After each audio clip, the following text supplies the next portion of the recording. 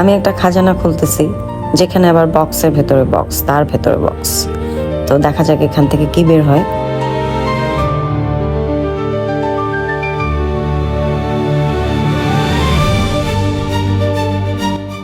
চলো দেখি। এতক্ষণ ধরে যুদ্ধ করে, রীতিমতন যুদ্ধ করে যেটা খুললাম সেটা হচ্ছে দিস। আপনারা দেখেছেন এটা। এখানে আসলে আমরা খেয়ে ফেলেছি কিছুটা, আমি আর অভি। খুবই টেস্টি। তো চিন্তা করলাম যে এখন একটা রিভিউ দিতেই হবে। সো আমি এই বাটিতে নিয়ে নিচ্ছি।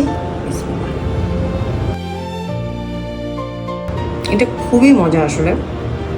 ঘি, নারকেলের একটা ভীষণ ভালো ফ্লেভার এটাতে একদম আছে। আমার আসলে নাড়ু খুবই পছন্দ, কিন্তু আমার জন্য এটাতে একটু চিনি বেশি। কিন্তু কেউ যদি চান যে একটু মিষ্টি কম দিয়ে নাড়ু খাবেন, তাহলে সেটা বলে দিলে ওভাবেই নাড়ুটা বানিয়ে দেবে। কোন পেজে যোগাযোগ করবেন সেটা আমি কমেন্টে দিয়ে দেবো। সো চলেন খাই।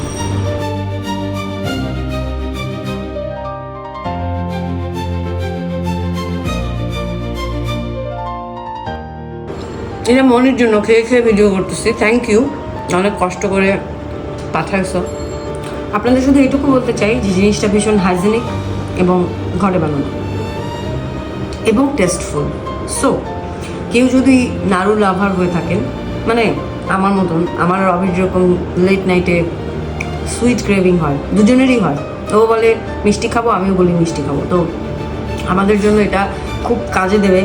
এবং আমি যেটুকু শুনেছি যে এটা একবার বানানোর পরে এটা যদি সঠিকভাবে সংরক্ষণ করা যায় এবং ফ্রিজে রেখে দিলে এটা 1 মাসও ভালো থাকে।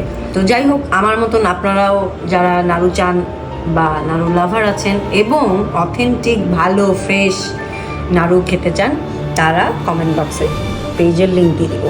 ওকে।